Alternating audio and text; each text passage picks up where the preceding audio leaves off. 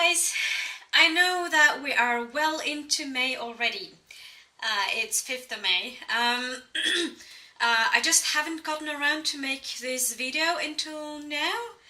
I have been so busy, and I still am busy, and life is busy, crazy. So yeah, April was super hectic. We moved, since I haven't really had the time to read all that much, I only read 3 books in April, which is slightly disappointing, but to be expected. However, I'm going to take a look at what I actually read.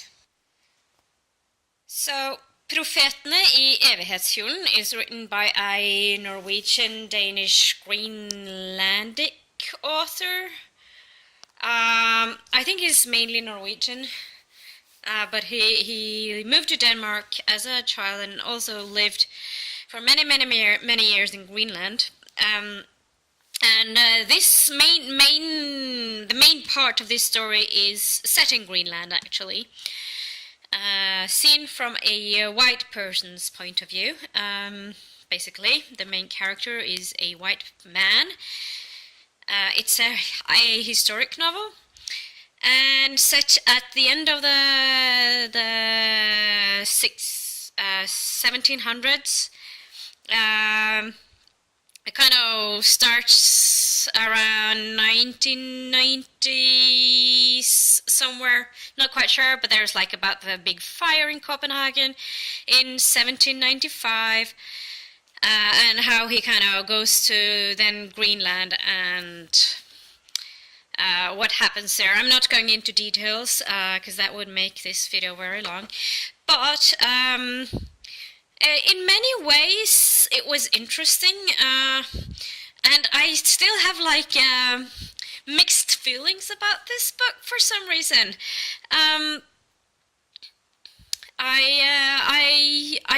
It kind of kept me want to continue reading to see what had happened or what was going to happen, but at the same time I was like slightly bored, which is not a good thing. Another book that I read in April was this book, which is Soloppgang I Nord, written by Siri Amelie Oftestad. It's a poetry book. It's kind of funny, and I mean the front page is kind of, or the cover of the book is kind of a giveaway. It is a sort of maybe a parody, or what to say.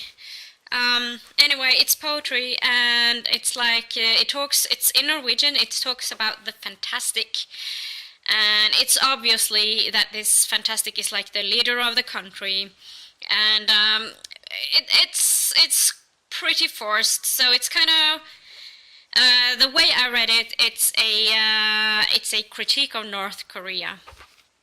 So yeah, very interesting read. I really enjoyed this poetry book. It's not very long either. So yeah. So I tried to read some crime books before Easter, and I read a couple in March. I also read this in April, which is the only English book I read in April. And it's called The Mitford Murders. It's been described. It's written by Jessica Fellowes, and it's been described as Downton Abbey meets Agatha Christie or something along those lines. And I think that is rather fitting. It's kind of what I would call a cozy crime. It's not at all brutal. It's set in the 1920s. Well, it starts in 1919, approximately 1919, when there's a murder on the train. I'm going to read from the back here. Louisa Cannon dreams of fleeing London, and most of all, her dangerous uncle. Her escape is a job at Ashtal Manor, where she becomes nursery maid. chaperone and confidant to the Mitford sisters, especially the 16-year-old Nancy. But then a nurse, Florence Nightingale Shore, goddaughter of her famous namesake, is killed on a train, and Louisa and Nancy find themselves entangled with a murderer who will do anything to hide their secret. La la la. So yeah, basically that's kind of what the book's about, and what I really enjoyed about this book, what it's not just a crime story, but it's also it kind of describes the upstairs and downstairs, and this is kind of from a downstairs point of view. There's also a little love story. Yeah, so I really enjoy that.